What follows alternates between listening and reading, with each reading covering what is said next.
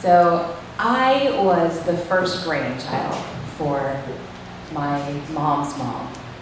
Long awaited, very, very spoiled. And when I was about four or five, both of my parents were working, and so they would drive me to her house, the 25-minute drive in San Diego. We'd get up at 5 o'clock. We'd drive. I'd go to my grandma's. I would crawl back in bed with my grandma, snuggle in. We'd get up at a normal time. She'd make breakfast. We'd pack my lunch. We'd walk to kindergarten. I had about a year of just spending time with my grandmother. So I ended up with some really interesting obsessions for a 5-year-old. The first was Murder, She Wrote. I loved that show. I wanted to grow up and be a writer. I loved the sound of her clicking away at her, on her typewriter. So much so that as a 5-year-old, I kept asking for a typewriter of my own. So I don't know what I really thought I was going to accomplish with a typewriter, but I had to have one. So my grandma got one in a garage sale, not even the electric kind, the kind that you legit move the little arm and it would slide back and forth, and I felt so grown up as I typed stories like, Kieta found a stick. It was brown. Yeah, budding novelist in the works, I know. And then the other major obsession that I inherited from my grandmother was the first movie that she ever saw in the theater, which just so happened to be The Sound of Music, which is why I wanted to tell a story tonight. I loved The Sound of Music, so much so that, again, she found me a cassette tape of the soundtrack, and I would play it in my room on my little Fisher-Price cassette tape player. I would beg my parents to play it in the car to the point that we're like, oh my God, how do you solve a problem like Kieta is the real question. I loved it. I even tried to convince my parents that they should, in fact, stop referring to me by name and just whistle. But there's only one of me as opposed to all of the Von Trapp children, and it didn't go over so well. I also, keep in mind, 5 to maybe 10 when this finally dialed back a notch. What caused my love of The Sound of Music to dial back just a bit was when I realized that that song that I love to sing, I am 15 going on 16, you are 16 going on 17, and I need you to tell me how to live my life. It was sexist! The budding feminist in me could not handle that song. These are a few of my favorite things, still a big fan. I love, very cheesily, to be telling a story that goes so, a needle pulling thread. It's impossible to remember my life without the influence of The Sound of Music. But when I was a kid, I also really wanted to, I just loved music in general, like many of us have talked about tonight. It was my friend when I was an only child for 8 years. It was my friend. It got me in a way that, not any, in high school, moody teenager. Music, I just felt like it was this part of my soul that I didn't know how I would breathe without. And so I really wanted, desperately, to be able to sing like Julie Andrews, who's like a super soprano. Didn't happen. In fact, I used to try so hard that my mom would beg me not to sing. Please, can we just go just 5 minutes without the singing? Please. So, I come from a long line of women who love to sing, but can't. Cannot carry a tune in a bucket. Really, really quite bad. And for sure, when I was trying to sing like Julie Andrews, which is way above listen to my speaking voice, I have a very deep voice, there's no way I was ever going to be Julie Andrews. When I was trying to sound like her, I was truly terrible. And then, at some point, we're sitting in church, and my mom, God bless her, loved to belt out whatever worship song was being sung, but really off key, to the point that when I got a little older, it was like, I'm not, wait, but I'm not with her. And there was one Sunday that we were visiting my grandparents' church, and we're singing, and the man in front of us turns around and goes, someone back here has the most beautiful voice. I was expecting him to call my mom out on her horrible voice. No. Has the most beautiful voice. And my mom goes, oh, that's me. And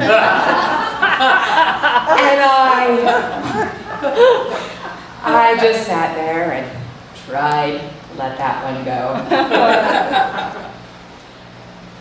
I wanted to sing. I wanted to be a country music singer because that's full of a decent number of women who have low voices, and that was my goal, except that when I would get in front of people, suddenly I'd sound so good in the shower and just take in front of people. And I didn't know how to take this love of singing, and I promise, despite the fact that I've told you that none of the women in my family can sing, I can. But I would get in front of people and just lose that ability. And I wasn't sure how to take this love of singing and this intense stage fright and make something of that. And it was a handful of years later when I studied Reiki that I was encouraged by my Reiki master, that's Japanese energy healing, in case you're not familiar, that there were rules to Reiki, but that what was more important was that you learn how to do it your own way, that your way of healing would come to you. And what I found is that when I did Reiki, songs would come to me.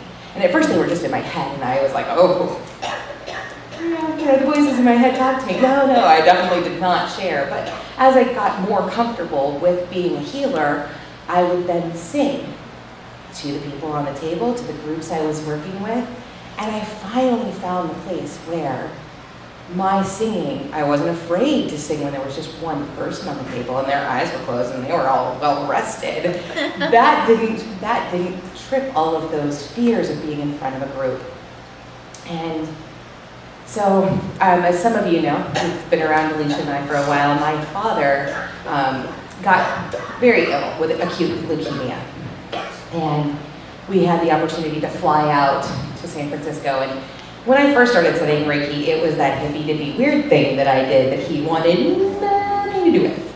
And then when he was in the hospital at Stanford Medical Center, Reiki masters came in and did Reiki for people, and he found out that it was actually pretty great. And so when we went to visit, he would ask me to do Reiki, and the whole room would join me in singing to my dad. And this man who was having trouble sleeping because he was nauseous or just he was not well, this look of intense peace would come over him as we sang.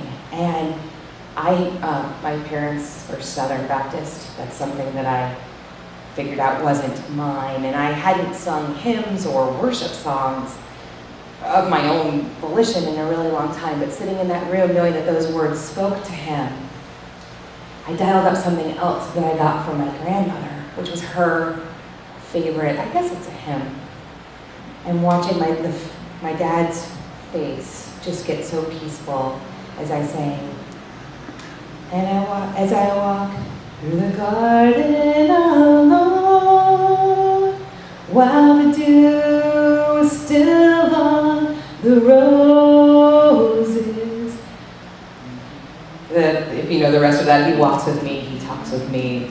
It's about God being with you regardless of where you happen to be, and watching my dad peacefully drift off into sleep, singing one of my grandmother's favorite songs. I knew that they were all there with me. I remember that.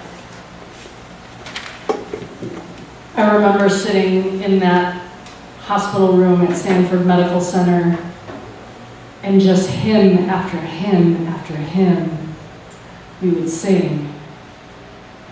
And I remember one of the last conversations that I had with my father-in-law. I was in class, and Kieta had called me because I asked her, will you please call me when he's awake, because I want to talk to him. And so she did, and so I excused myself from class. And I got on the phone with him, I stepped outside, and I said, "Pops, how you doing?" And of course, in his typical fashion, he said, "I'm okay." Which I knew was a lie. He wasn't. And I said, how do you feel about me singing a little bit to you?" And he said, "That'd be nice." And so I'm standing in the hall downstairs in the Divinity School at University of Chicago, and I'm singing to him as he's drifting off to sleep. I'll never forget that. And so, as Kieta was describing her journey of song, again, I fall back on these words that the song of the heart cannot be contained. That when we have a song, we don't have any other choice but to expel it. And it might not be perfect, and it might be pitchy, might not be beautiful, Brenda Wheeler, but we're going to take credit for it. But when that song is there, it just has to be sung. The songs of our heart have to be sung. Would you agree? Oh, yeah. Yeah. How about a round for Kieta?